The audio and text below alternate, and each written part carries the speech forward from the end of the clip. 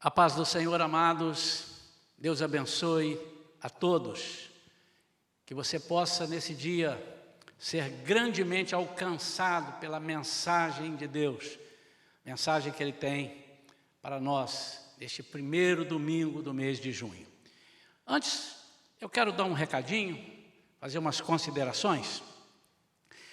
Nós já estamos muito mais próximos de abrir as portas ou reabrir as portas para os nossos cultos presenciais. Com isso, eu não quero te dizer que estamos afoitos ou que vai ser domingo que vem. Não, fique tranquilo, só quero dizer, estamos mais próximos, estamos em junho. Eu creio que ainda em junho começaremos gradativamente seguindo os protocolos. Então, o que eu queria deixar para os irmãos, todos estão ansiosos para estar, é muito bom estar congregando, né, com o nosso povo, eu também estou. Mas eu queria que os irmãos ficassem tranquilos que nós estamos observando todos os protocolos, todas as sugestões que as pessoas fazem e tudo que o governo pede também. Estamos olhando outras igrejas, como eles estão procedendo, estamos olhando empresas, como é que estão abrindo. Então, com relação à higienização, tranquilo, nós já estamos fazendo e vamos continuar fazendo até o dia de abrir. Já adquirimos um termômetro para cada pessoa que adentrar, antes de adentrar o templo, né, ele vai ser medido em sua temperatura. Estamos providenciando tudo, cada um vai vir com a sua máscara, a igreja também terá máscara para caso uma caia no chão ou aconteceu qualquer coisa, nós teremos.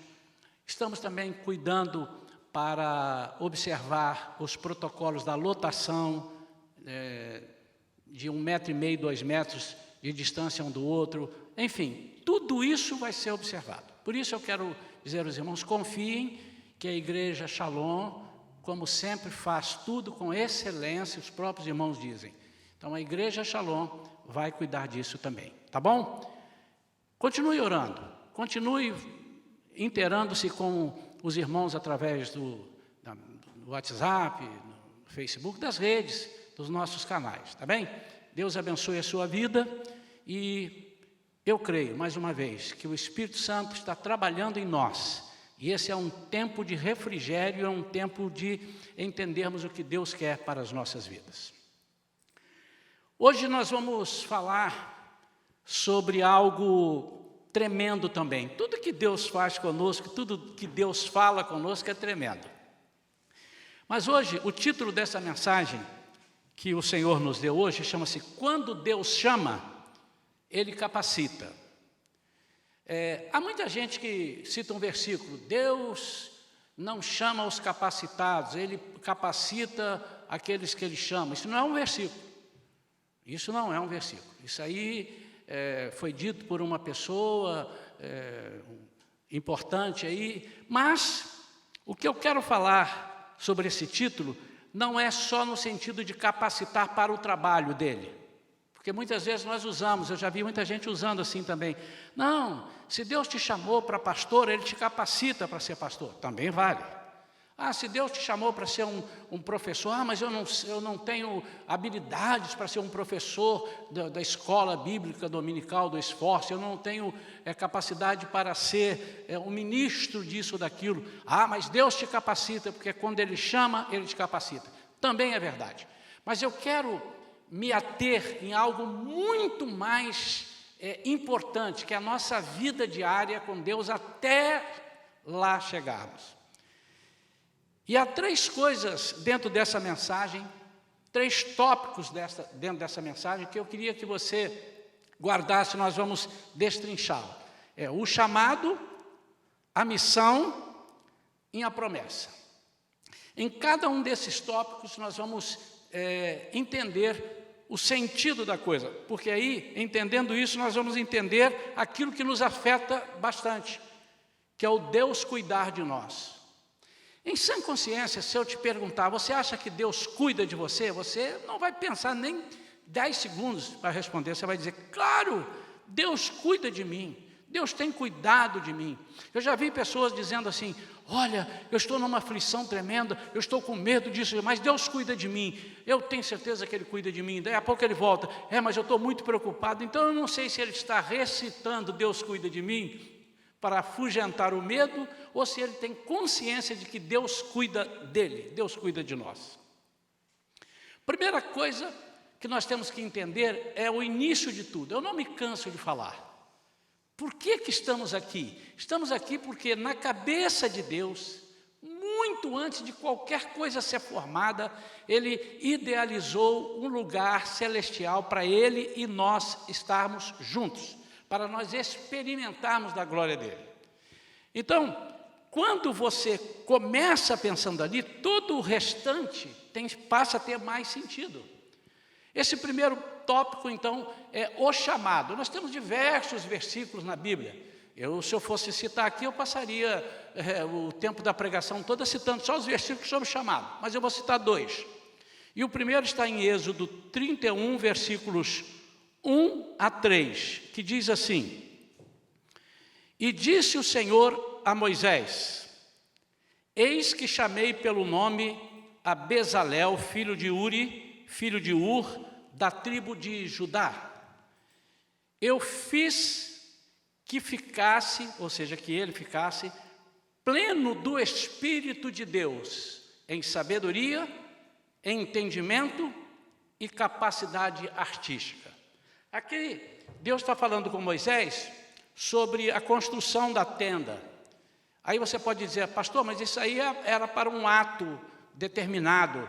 Deus está chamando para construir, então Deus está dando isso a ele, está dando sabedoria, entendimento e capacidade artística. Mas, meu amado, tudo que nós fazemos aqui na terra é para um propósito, é para que a nossa tenda, vamos dizer, o nosso templo, o nosso corpo é o templo do Espírito Santo. As pessoas que nós evangelizamos são pessoas cujos corpos devem ser, depois de aceitar a Jesus, templo do Espírito Santo. Então, tudo que fizermos, nós estamos fazendo para construir uma família, para construir um corpo, o corpo de Cristo, aquilo que Deus planejou na sua cabeça. Então, imagine essas 3 coisas, a sabedoria, o entendimento e a capacidade artística. Mais abaixo nós vamos detalhar. O outro versículo que fala sobre isso está em Efésios, no capítulo 1, no versículo 18, e diz assim, oro, Paulo falando, né? Oro ainda para que os olhos do vosso coração, falamos sobre coração domingo passado, né? Oro ainda para que os olhos do vosso coração sejam iluminados, para que saibais qual é a real esperança do chamado que Ele vos fez, quais são as riquezas da glória da sua herança nos santos. Então nós temos aqui, se você colocar lá chamado de Deus, você vai encontrar uma série de versículos confirmando que Deus é que nos chamou, Deus é que nos escolheu, Ele nos escolheu a nós primeiro, Ele nos amou primeiro. Então há um chamado, todos nós temos um chamado de Deus. Deus não chamou alguns, Deus não chamou os mais bonitos, Deus não chamou os ricos, Deus chamou a todos. Então, para que esse chamado? Para um fim proveitoso. Deus nos chamou para vivermos com Ele na glória. Esse é o fim proveitoso. Então, tudo de Deus tem que ter um fim proveitoso, porque Ele faz as coisas com um fim proveitoso. Nunca pense nas coisas de Deus. Deus me deu uma casa, para quê? Deu uma casa porque você é bonzinho. Nunca. A Bíblia diz que nós não merecemos nada, e Ele nos dá pela sua graça. Então, tudo que você pensar, absolutamente tudo. Deus me concedeu umas férias, para quê? Porque eu precisava descansar. Não, tem um fim proveitoso. Aliás, precisa ser assim. Você pode não levar por esse lado, você pode não enxergar dessa maneira, mas absolutamente tudo que você faz. Eu já disse aqui uma certa ocasião na igreja, que quando nós trabalhamos, sou advogado, sou médico, sou professor, eu sou um evangelista médico, eu sou um evangelista advogado.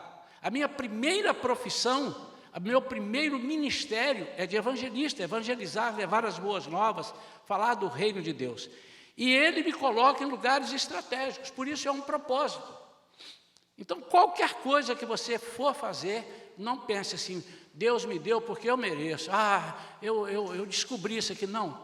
Deus permite as coisas na sua vida com um fim proveitoso. Guardado esse primeiro tópico do chamado, existe a missão. E qual é a missão? O que é que Ele pede em troca? Ele pede em troca o meu coração. Sim, você já está, no momento que você aceitou o chamado, você já deu o seu coração para Ele. Mas a missão é o que você vai fazer aqui até que lá chegue. Agora, guarde bem isto.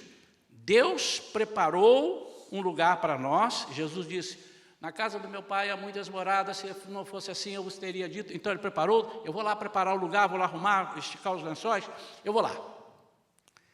Com um fim proveitoso, com o quê? Para que nós morássemos lá. Mas só nós. Ele escolheu então alguns? Não, Ele quer que o máximo de pessoas seja salvo, o máximo. Então a missão é que nós que aceitamos o chamado, entendamos que estamos em missão, primeiramente em missão. E durante a missão você pode tirar férias, você pode descansar, mas continua com um propósito. A sua missão aqui não tem férias. Você diz, vou passar 2 meses de férias, não quero ouvir falar, não quero ler a Bíblia, não quero orar. Não, Deus pode te levar para um lugar que você não imagina para tirar férias e lá Ele te usar para salvar uma vida. Por quê? Você está em missão. A Bíblia diz que nós somos peregrinos aqui. O que significa isso? Porque o nosso lugar não é aqui. Nosso lugar, estamos de passagem. Nosso lugar é lá com Ele na glória. Então, 2 versículos também que falam sobre essa missão. O primeiro está em Romanos 10, 2 versículos, não, 2 textos. Romanos são 3 versículos. Romanos 10, 13 a 15, diz assim, por quê? Todo aquele que invocar o nome do Senhor será salvo. Opa, tem alguém invocando o nome do Senhor, será salvo. No entanto, como invocarão aquele em quem não creram?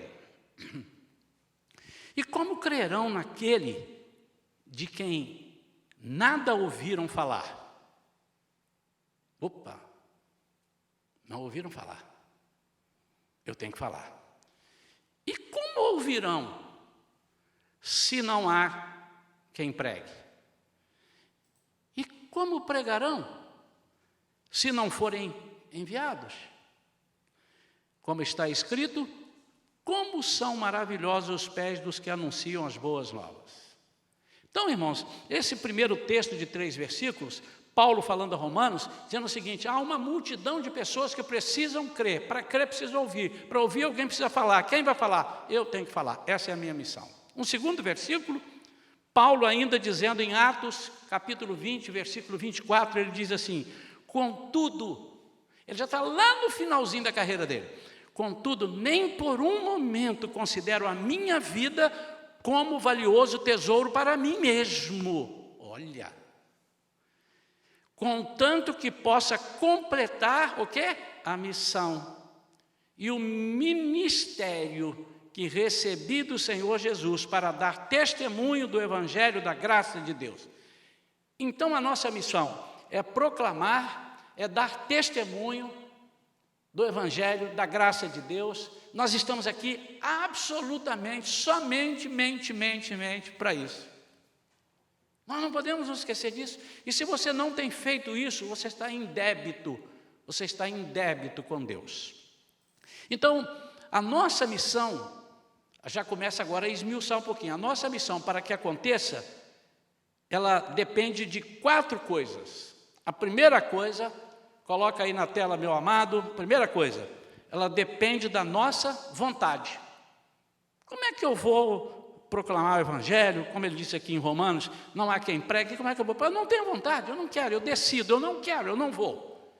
Então você não vai realizar a sua missão. Então a primeira coisa, depende da nossa vontade. A segunda, da nossa obediência. Eu tenho vontade, mas eu não quero ir hoje, eu não quero ir amanhã, e às vezes Deus quer que você vá agora, e você não faz o seu tempo. Pregamos sobre isso aqui também, o nosso tempo pertence ao Senhor. Terceira coisa, da nossa perseverança, depende da nossa perseverança, irmãos, porque para fazer as coisas de Deus, para fazer qualquer coisa, nós precisamos perseverar, né? Mas para fazer as coisas de Deus, mais ainda, porque nós vamos lutar contra as potestades espirituais que habitam as regiões celestes, e nós temos que estar cheios do Espírito. Note que essa mensagem, ela vem desencadeando uma série de mensagens, ela vem completando uma série de mensagens desencadeadas.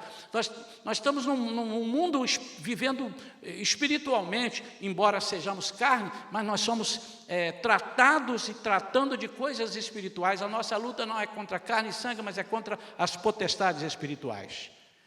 Então, a terceira coisa, nossa perseverança. A quarta coisa que depende de nós, nossa missão depende, é da nossa visão de reino. Nós não podemos fazer as coisas de Deus com a nossa visão própria, tem que ter a visão de reino. Não é visão só do reino, é visão de reino. A minha vida tem que ser tratada com uma visão de reino. Em Lucas, no capítulo 9, nós vamos ler um versículo já, segura aí um pouquinho para mim, mas em Lucas capítulo 9 nós vamos ver que eles saem para proclamar o reino. Abra aí em Lucas capítulo 9, eu vou ler, deixa eu ver quantos versículos aqui nós podemos ler, para que você tenha, entender. Havendo Jesus convocado os 12, concedeu-lhes poder e completa autoridade para expulsar todos os demônios, assim como para realizarem curas. Note, irmãos, que se Jesus parasse aqui, se o versículo parasse aqui, ele estava empoderando as pessoas para as pessoas ficarem soberbas, metidas. Aliás, tem alguém que, quando Deus começa a usar muito, começa a ficar cheio de si. Isso é um perigo muito grande. Igualmente, os enviou para proclamar o reino de Deus e curar os doentes. Então, proclamar o reino de Deus é o que interessa. O resto vai vir como consequência.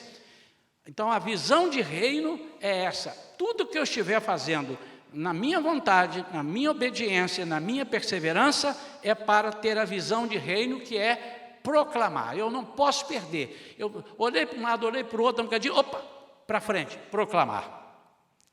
Então, eu já falei do chamado, falei a missão, nós estamos aqui para isso, porque Deus disse, vocês vão fazer isso, senão como é que as pessoas vão falar? Como disse em Romanos, como é que as pessoas vão aceitar, se não tem quem fale, não tem quem pregue, não tem quem vá? Então, vocês precisam fazer isso. Irmão, deixa eu repetir isso aqui, deixa eu bater nessa tecla. Se você não tem falado de Jesus, você está em débito com Jesus, está em débito com Deus.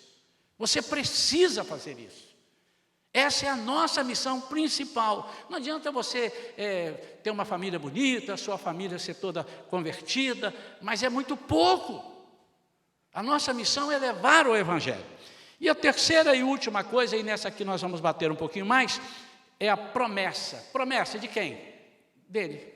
Então nota, ele faz um chamado, um convite, vocês podem vir, vem morar comigo, eu vou preparar aqui para vocês morarem no céu.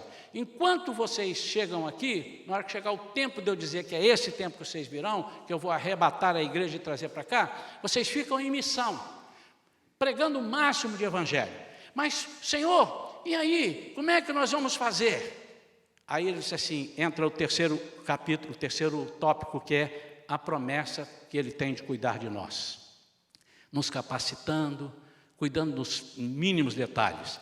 Em Atos, capítulo 1, versículo 8, ele diz assim, contudo recebereis poder, quando o Espírito Santo descer sobre vós, e sereis minhas testemunhas, tanto em Jerusalém, como em toda a Judéia e Samaria, e até os confins da terra. Primeira coisa, ele nos capacita com poder, como ele fez com os discípulos, os 12, e depois ele fez também com os 70. Note que com os 70, está lá em Lucas 10, eles voltam cheios de autoridade, cheios de alegria, né? Dizendo na sua missão, olha, nós fizemos isso, nós vimos o diabo cair, o diabo se submeteu a nós, as pessoas foram curadas, mas no versículo 20, Jesus diz, por que aquilo aconteceu? Por causa do nome deles estarem escritos, os nomes estarem escritos nos céus. Isso é visão de reino, proclamar o reino e estar exatamente dentro desse contexto dele cuidar de nós. Ele cuida de nós porque o nosso nome está escrito lá nos céus. Então, contudo recebereis poder, ele nos dá poder. E depois, em o outro versículo, que é Josué, capítulo 1, versículo 9, ele diz assim: ora, não te ordenei, ser forte e corajoso, não temas e não te apavores, porquanto o Senhor teu Deus está contigo por onde quer que andes. Opa, então eu posso ir em qualquer lugar que o Senhor vai estar comigo. Não, tem um contexto. Por isso que vem primeiro a missão. Se você está em missão, você está de férias e Ele estará contigo por onde quer que andes. Se você está em missão, na sua vida está decretado que você está em missão para o Senhor, onde quer que você for, o Senhor estará contigo. Essa promessa de Josué é a promessa para todos nós também. Então, aqui está toda a questão. Uma coisa está atrelada à outra. Se Deus nos chamou, e se nós entendemos esse chamado, e se nós entendemos a nossa missão, e aceitamos essa missão, anote, toda a responsabilidade seguinte de cuidar de nós será dele. Então voltemos ao título. Quando Deus chama, Ele capacita. O que é capacitar? É nos dar meios de sair de situações. E quando Ele nos capacita, Ele vai nos conceder o quê? 3 coisas básicas aqui que Ele vai conceder, que foi lido lá no início, no versículo 3 de Êxodo 31. Sabedoria, entendimento e capacidade. Capacidade artística, que Ele ia fazer uma tenda, mas aqui serve para nós também. Capacidade artística de fazer e habilidades. Quando Deus resolve cuidar de nós, Ele vai abrir a nossa mente para todas essas coisas. Então, a sabedoria que ele fala aqui, sabedoria, entendimento, capacidade. Essa sabedoria é diferente de inteligência. A pessoa pode ser muito inteligente e não ser sábio. Por isso que a sabedoria, o dom de sabedoria, é um dom dado por Deus. Você pode estudar e ser muito culto, muito inteligente, com QI acima da média, e ser uma pessoa não sábia. E é isso que Deus está prometendo fazer. Jesus está cuidando de nós para todas as nossas coisas que estão inerentes à nossa vida aqui. O dia que nós entendermos isso, irmãos, nós não vamos ficar preocupados. Aí começamos a lembrar dos versículos. Porque vocês estão ansiosos com o que comer, com o que vestir. Vocês não têm que ficar ansiosos com o que comer e vestir. Por quê? Vocês têm que ficar preocupados com a vida que come, com o corpo que veste. E sou eu que cuido disso. Por que eu cuido? Porque eu tenho interesse de monitorar e mentorear vocês até chegarem lá. Meu pai me deu essa missão. E essa missão eu entreguei para ele e disse: Pai, todos que o Senhor me entregou, nenhum se perdeu, a não ser o filho da perdição. E essa é a missão dele. Então, irmãos, dentro desse tópico aqui, sabedoria, entendimento e capacidade, deixa eu esmiuçar mais um pouquinho para você entender. Quando nós estamos vivendo a nossa vida, vem sobre nós o medo. Estamos agora nesses 60 e tantos, 70 dias de pandemia. Vai dizer que em algum momento você não ficou com medo? Deixa eu te dizer para você ficar tranquilo, eu fiquei, mais de uma vez. O ter medo não é fraqueza, o ter medo é algo inerente ao nosso corpo. Mas no momento que eu tive medo, eu lembrei que tem um que cuida de mim.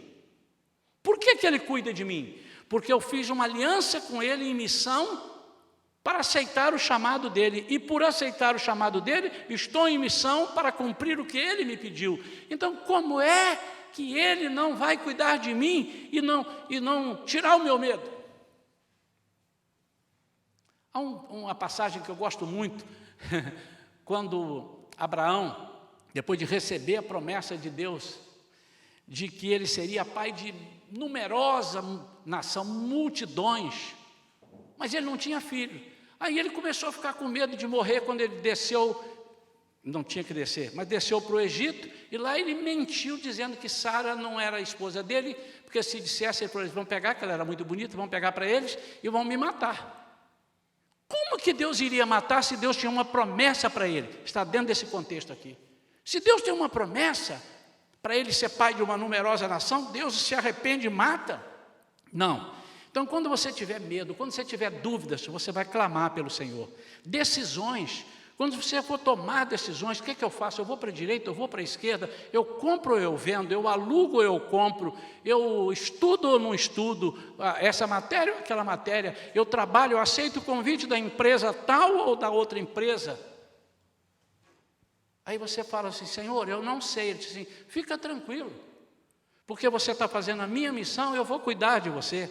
Desafios que nós enfrentamos, quantos desafios, e nós, puxa vida, como é que eu vou sair desse desafio? Não é você que vai sair, é o Senhor que vai sair com você. Ele é que é responsável por você, para que você não se perca. Família, como é que Deus vai deixar você perder a sua família se você está fazendo a missão dele, se você aceitou o chamado dele? Deus quer que a sua família seja desfeita? Então você não precisa saber mexer na família. Ninguém sabe ser pai antes de ser pai. E como é que você aprendeu a ser pai se você não era pai? Marido a não ser marido, casado, como é que você pode fazer isso? É aí que está, você confia em Deus e Ele vai te orientando, porque Ele vai te dando todos os passos. Então, como é que eu resolvo isso? Você resolve isso com sabedoria. Todas as soluções que você tiver que dar, você usa com sabedoria. Eu estava lendo sobre aquela irmã famosa, Heidi Baker, e numa das suas colocações num seminário, ela disse que muita gente tem o plano B, para que caso Deus não apareça e não soluciona, ele entra com o plano B. E ela diz, o plano B mata a fome, mas também elimina a possibilidade de você viver experiências celestiais. Muitas vezes nós pedimos as coisas a Deus e não queremos passar com Ele nas dificuldades para ver que Ele vai fazer por nós. E nós vamos no plano B, não resolveu? Eu vou fazer isso aqui. Resolve o seu conforto, matou a sua fome, resolve a sua parte que você tanto estava preocupado, mas também elimina a grande experiência que talvez você tivesse com Deus, elimina. Quando Jesus socorre, acalma a tempestade, socorre aqueles discípulos, olha que coisa interessante nos versículos que ele coloca, está lá em Marcos capítulo 4, a partir do versículo 35, você não precisa ler, nem precisa projetar aqui na tela, irmão, mas só vou lembrar, a primeira coisa ele chama, passemos para o outro lado. Esse outro lado, ele está dizendo para nós aqui, queridos, vamos para o outro lado. Qual o outro lado? O outro lado é onde está Deus morando, vamos morar com Ele. Havia o barco, havia a condução, havia a condição de seguirem. E havia a promessa, eu estarei com vocês. Ele diz lá no versículo, podem ir que daqui a pouco eu chego lá. Daqui a pouco eu vou encontrar com vocês. O que é que Jesus falou? Vou deixar o Espírito Santo, daqui a pouco eu volto. Mas na hora da tribulação, os discípulos começam a ficar preocupados, porque estavam em missão, vamos passar para o lado de lá, vamos pregar o evangelho do lado de lá, era uma missão. Aí Jesus entra, acalma a tempestade. É isso que Ele faz conosco. Mas há aqueles que querem somente os benefícios, e isso não é legítimo, só os benefícios. Vou dar um exemplo de benefícios. Por exemplo, você trabalha numa empresa, você tem um patrão, tem uma empresa, e ela te faz uma proposta de mudança de local. Você vai mudar daqui para outro país ou para outro estado. Se for outro país, você vai ter que ter visto de trabalho, essas coisas todas. É legítimo que ele cuide de tudo, porque é ele que está te convidando. Você não sabe, é ele que está te levando, você não pediu para ir. Ele quer. Deus Não fomos nós que falamos, Deus, eu quero ir para aí. Foi Ele que nos amou primeiro e nos escolheu. Então, Ele vai cuidar de tudo. É legítimo. Agora, é ilegítimo você não trabalhar numa empresa e querer que essa empresa arranje para você visto de trabalho, mudança, providencie tudo na cidade para onde você está indo. Ah, mas eu acho que se eu pedir direitinho, ele me atende. Pode atender por misericórdia, mas ele não tem legitimidade de atender. Ele não é obrigado a fazer isso. Entenderam? Segunda coisa, segundo exemplo, um estudante, e aí eu me refiro àqueles que vêm para a igreja por status, porque todo mundo está vendo, os amigos vieram, e eu soube que alguém veio, ganhou uma casa, ganhou isso, ganhou aquilo, e eu venho também. É o estudante que frequenta a faculdade sem um propósito. Qual é o propósito da faculdade? Se formar, ser um profissional ali, naquilo, engenheiro, médico, professor, psicólogo, seja o que for. Mas ele está ali por alguns caprichos. Quem sabe ele está lá porque tem muita menina bonita, ou tem muito rapaz bonito, e ele está lá para sair nas festinhas. Ou ele está lá por status, ou ele está lá para ter uma carteirinha de estudante, pagar meia no cinema, não sei. Ou ele está lá porque ele acha legal, está ali aprendendo um monte de coisa, mas ele não tem um propósito. Então ele está num lugar errado. E muitas vezes nós estamos no reino de Deus com essa cabeça. Nós queremos os bônus, somente os bônus. O Senhor tem que me dar. Por isso que muita gente não recebe. Porque ele acha que Deus é obrigado a dar a ele nas suas petições. Senhor, não, eu peço. A Bíblia diz que o Senhor é fiel.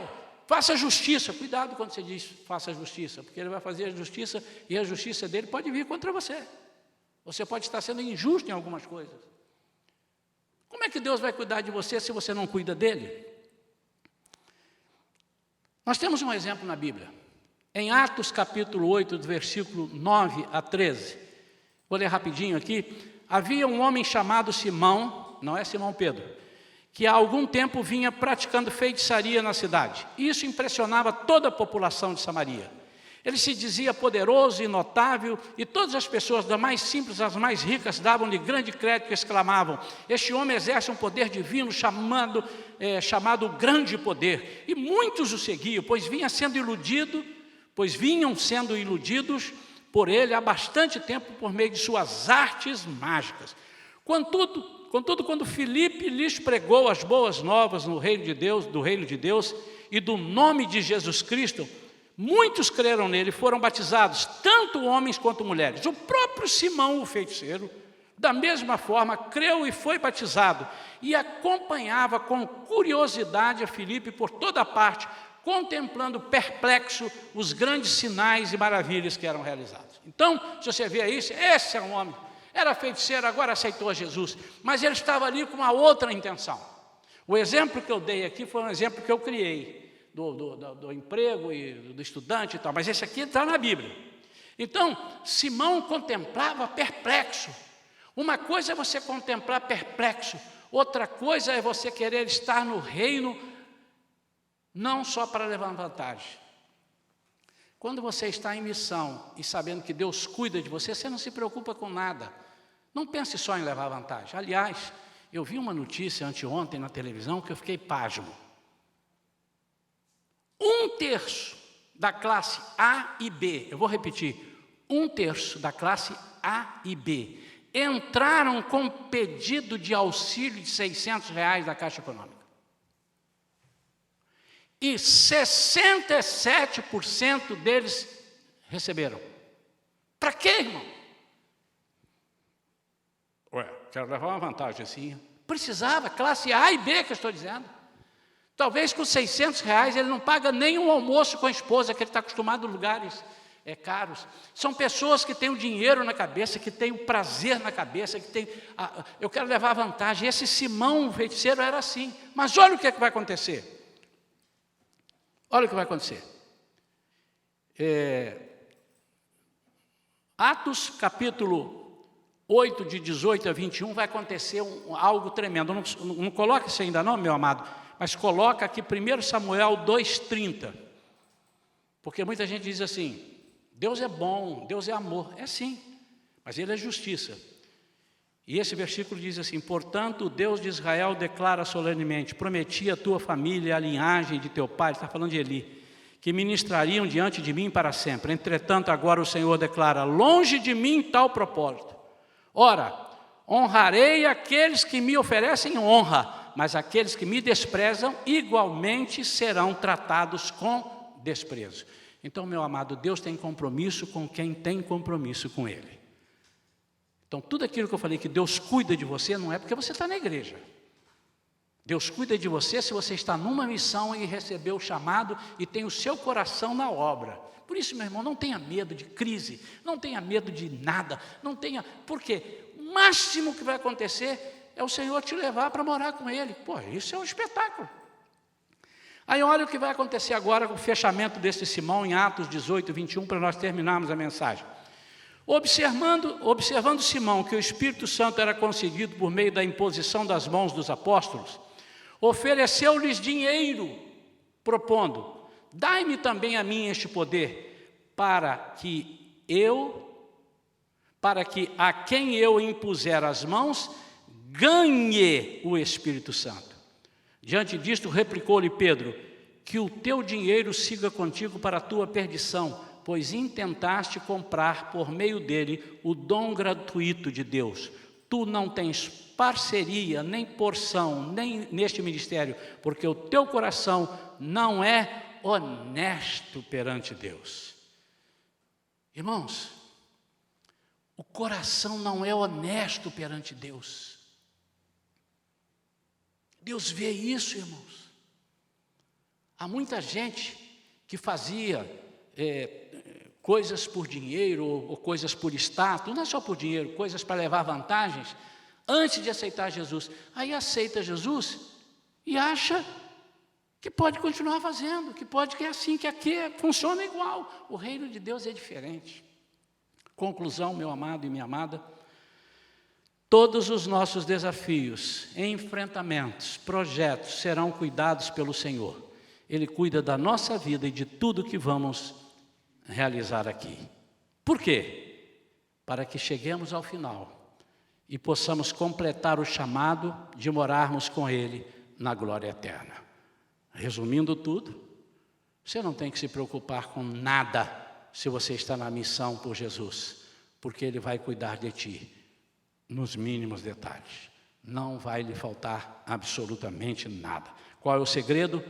Entender o chamado e confiar em quem chama. E para você meditar, eu vou deixar esse versículo para esta semana toda. Salmo 37, versículo 5. Entrega o teu caminho ao Senhor. Confia nele. E o mais. O que é o mais? Tudo o que precisa na sua vida, Ele fará.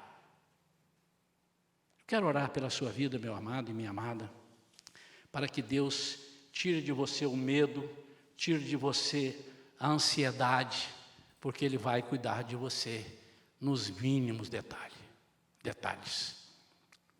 Põe a mão no teu coração. Pai querido,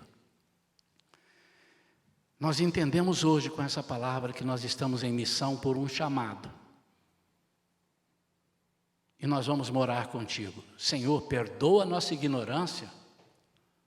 Senhor, como é que nós não podíamos ter pensado nisso antes? Que se o Senhor nos chamou, o Senhor vai nos capacitar, vai nos qualificar para a guerra, qualificar para os desafios.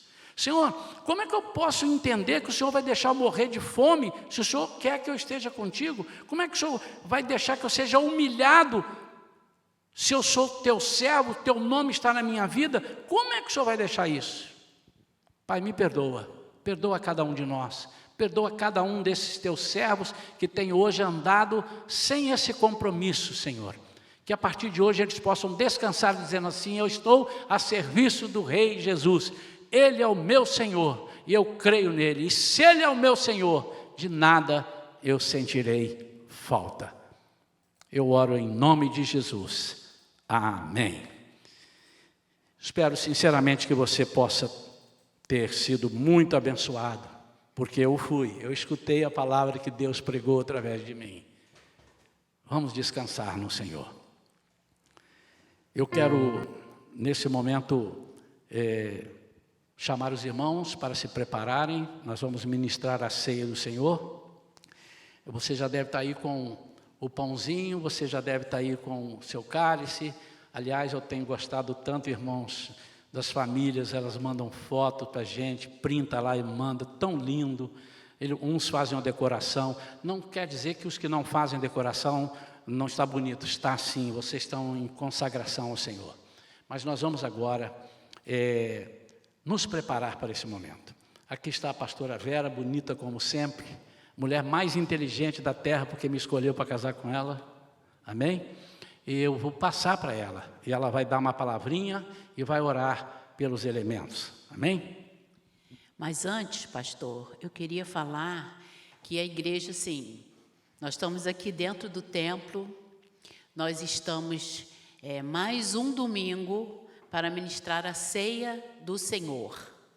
Mas eu quero dizer para vocês que nós estamos alegres, estamos felizes, porque a igreja continua fazendo as coisas normais que nós fazíamos aqui. Só não estamos juntos, mas estamos juntos no nosso coração. E em Cristo Jesus estamos juntos.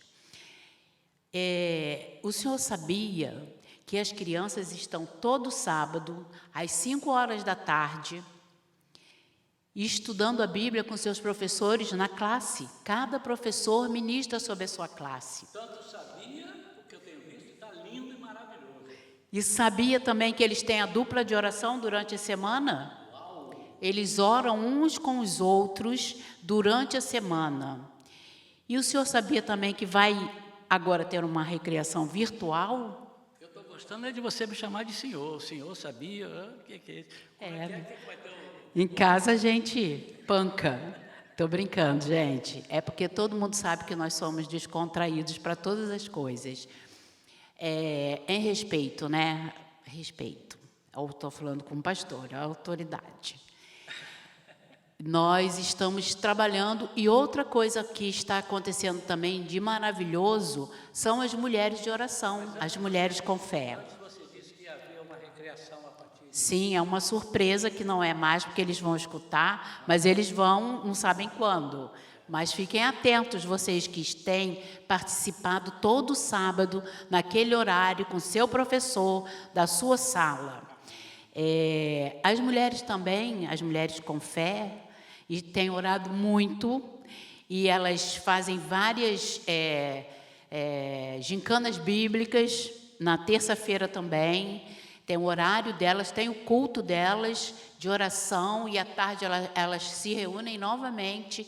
Então, assim, não paramos, estamos cada dia mais próximos do Senhor, porque nós temos buscado e Deus nos capacita, como foi essa pregação maravilhosa, que Deus possa cada dia mais se revelar a nós, e nós, para que Ele se revele, possamos abrir o nosso coração para Ele, termos aquela sede, aquela fome de ler a palavra, de você ter o seu horário. Você precisa realmente ter o seu horário com Deus. Não podemos falhar. Tudo nos leva a não termos esse horário, mas nós precisamos colocarmos isso na nossa vida, no nosso cotidiano, no nosso dia a dia, para que nós possamos a cada dia estar próximos, agradando ao nosso Senhor, agradando ao nosso Deus. E mais um dia de ceia, né?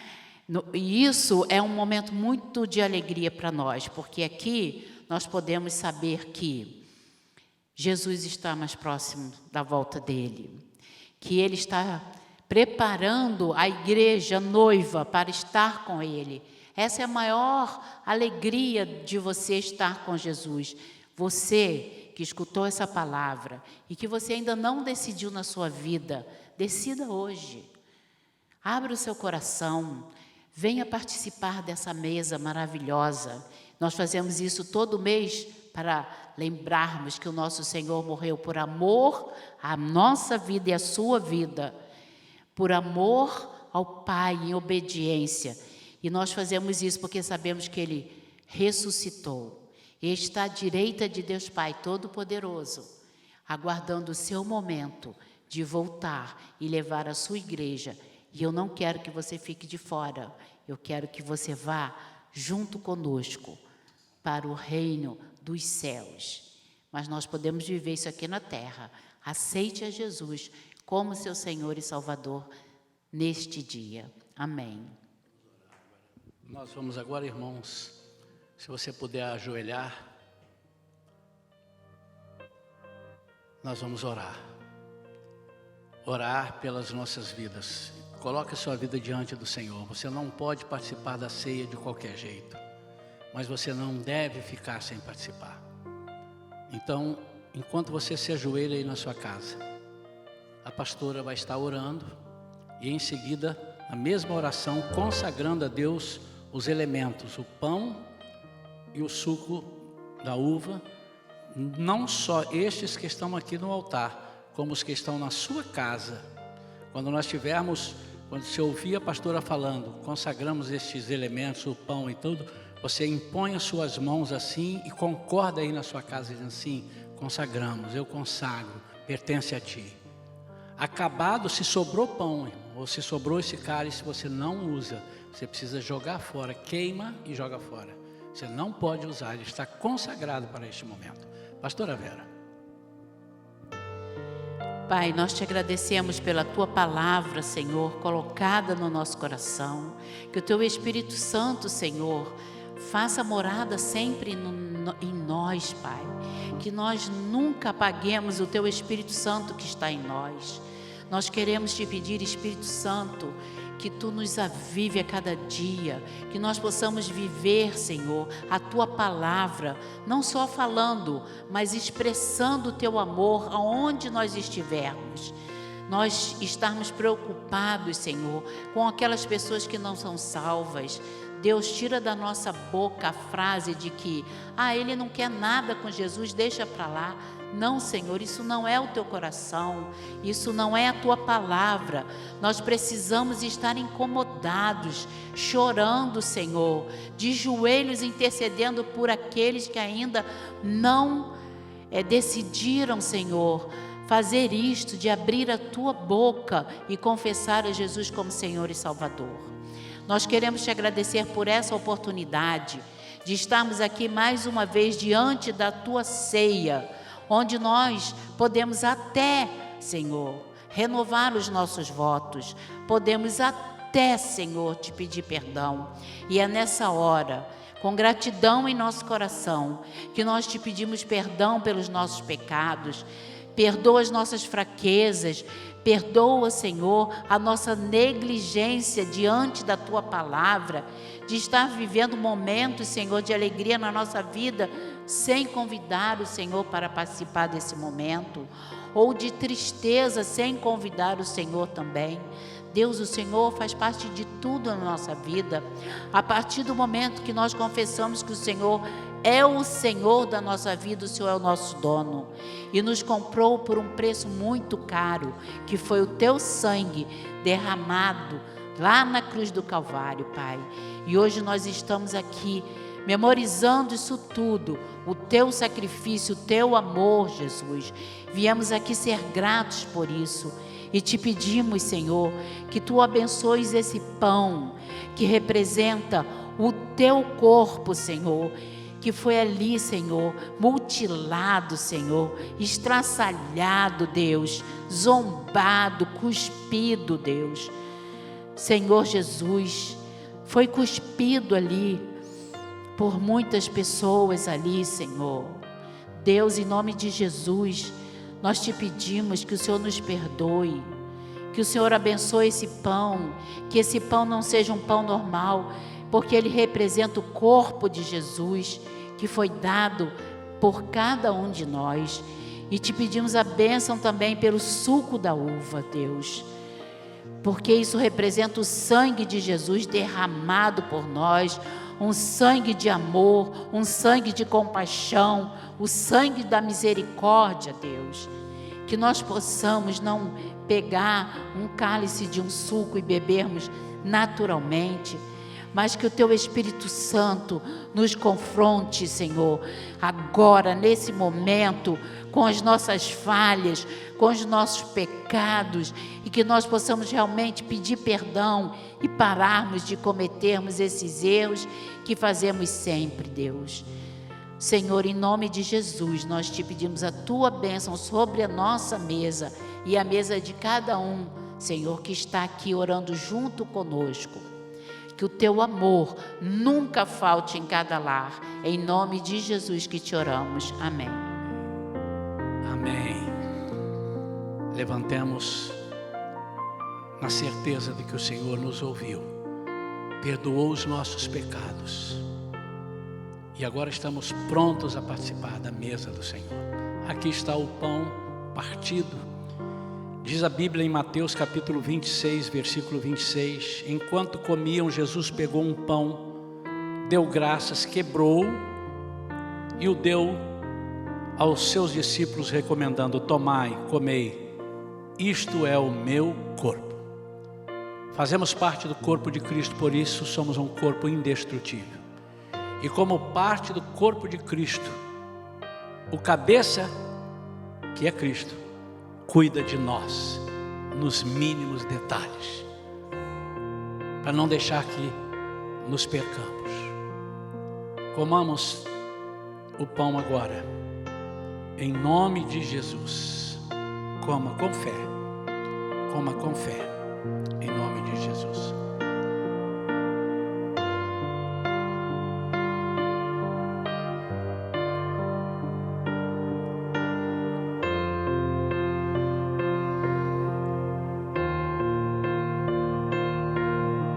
Em seguida, ele tomou um cálice, deu graças e o entregou aos seus discípulos, proclamando: bebei dele todos vós, pois isto é o meu sangue da aliança, derramado em benefício de muitos, para remissão de pecados. O versículo 29 é interessante, diz: e vos afirmo que de agora em diante não mais tomarei deste fruto da videira, até aquele dia em que beberei o novo vinho convosco no reino do meu Pai. Ele estava saindo, deixando a noiva, que é a igreja. Depois ele chama a noiva, vai chamar no arrebatamento, e novamente, depois desse ato que foi o último dele ali, novamente ele vai participar conosco nas bodas do Cordeiro. Coisa mais linda. Se você quiser trocar o seu cálice com algum familiar seu, eu quero trocar o meu com a minha esposa. Deixa uma palavra de bênção. Deus te abençoe, Deus te guarde, Deus te fortaleça, Deus faça você cuidar muito de mim, porque eu te amo. Amém, eu também te amo. Pode dizer isso para os seus parentes que estão aí com você, seus filhos. Eu não sei se tem algum outro parente sem ser o casal. Se tiver também, pode trocar o cálice. E agora nós vamos confiados neste poder. E este cálice representa o sangue, irmãos. Vamos participar desta aliança. Bebamos todos em nome de Jesus. Amém.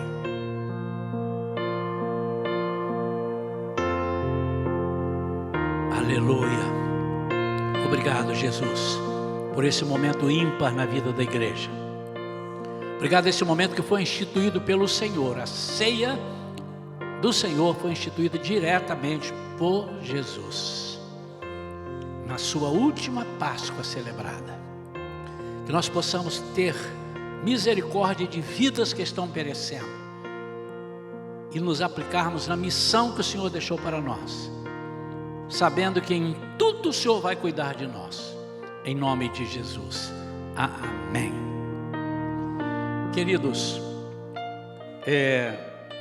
nós vamos consagrar agora ao Senhor os nossos dízimos e as nossas ofertas. Queridos, quando nós, com as portas fechadas, mesmo assim estamos dizimando, nós estamos derrubando, destronando o diabo na nossa vida. Nós estamos dizendo assim: olha só, não interessa se a igreja está com porta aberta, se está gastando menos luz, mas a igreja está aplicando o seu propósito no reino de Deus.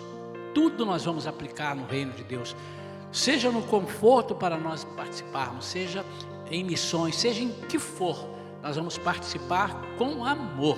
Então esse é um ato de amor. O inimigo não tem poder de nos parar. Se você não der, é porque você decidiu não dar. Mas o inimigo não tem poder de nos parar nessa gratidão que nós temos a Deus. Eu vou orar e você vai separar o seu dízimo, sua oferta também. A igreja continua recebendo ofertas, irmãos. Tem irmãos trazendo aqui na igreja, outros estão depositando na conta bancária. Seja R$10, R$5, pode depositar, é oferta. Se você estivesse aqui, você ofertaria, não é? Não deixe isso sumir da sua vida. E você então vai colocar aí em algum lugar que você separou, porque está consagrado, e depois então você passa para o banco ou traz para a igreja.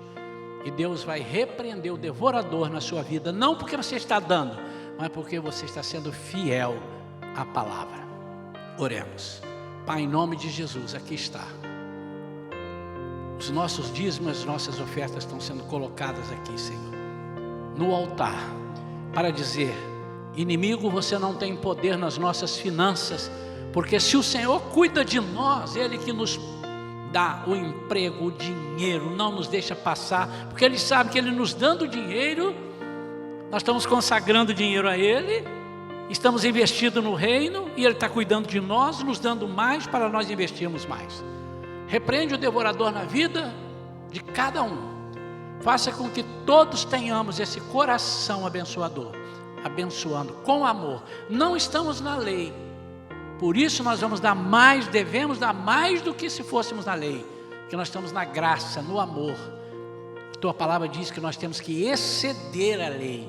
Então, se eles davam por obrigação, nós damos por amor, em nome de Jesus. Amém.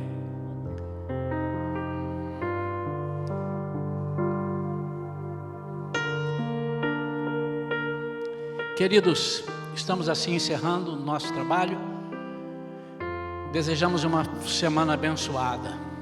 Se você estiver com saudade de mim, também dá uma ligada. Não fique só esperando o pastor te ligar. De vez em quando o pastor está mandando umas mensagens, mas manda uma para mim também, tá bom? Deus abençoe. Vamos impetrar a bênção.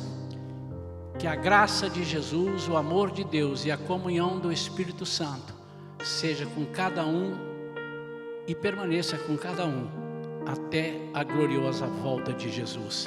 Amém. Eu quero te dizer que nós e a Igreja Shalom te ama. Amém? Nós também estamos saudosos de vocês. Um beijo.